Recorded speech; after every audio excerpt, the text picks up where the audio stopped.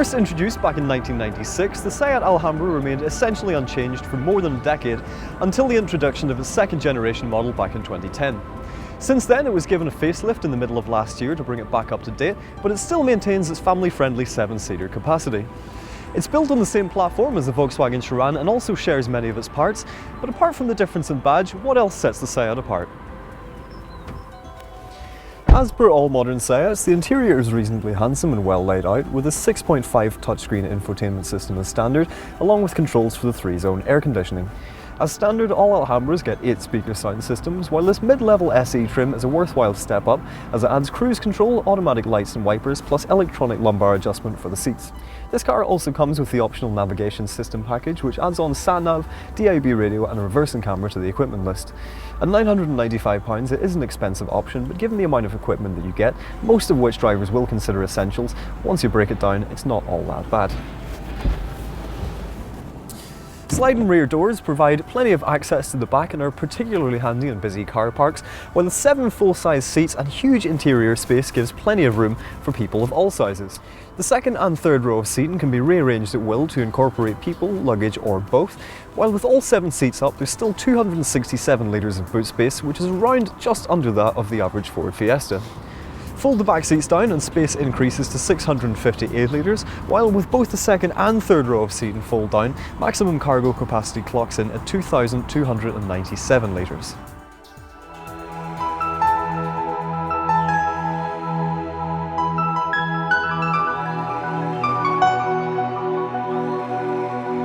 The general attitude towards MPVs seems to be that they're not all that sexy and nowhere near as notable for their on-the-road prowess as even your average family saloon.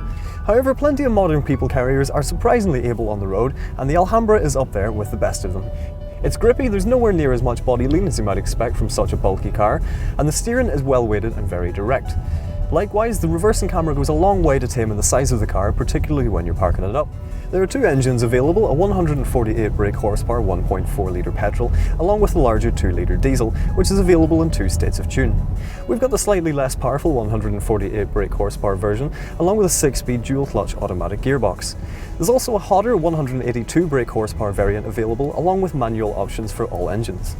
0 to 62 miles per hour takes just over 10 seconds, so it's not the fastest thing in the world, but neither is it the slowest, while the automatic gearbox is one of the better units that we've tried, suffering from none of the clankiness that's common to some other dual clutch transmissions. Compared to some other diesel engines, it's not the most frugal thing in the world, but equipped with start-stop as standard, Seat claims that it can turn up to 54.3 miles per gallon. We've only managed about 40 when we had it for the week, but that's still not bad, and CO2 emissions clock in at only 137 grams per kilometre.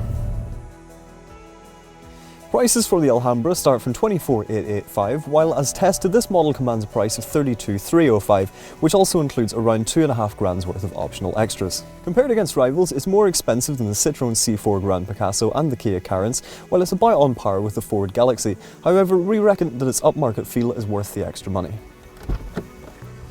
Compared against cars like the Ford S-Max, the Alhambra can come across as a little bit frumpy, but from behind the wheel you can see exactly why it's one of the best rated vehicles in its segment. Well equipped, good to drive and brilliantly practical, perhaps it doesn't have quite the badge appeal as some others, but if you're in the market for a high quality people carrier, it's definitely worth a second look. But could you see yourself behind the wheel of a Seat Alhambra? Why not let us know what you think in the comments below, and don't forget to subscribe to our YouTube channel.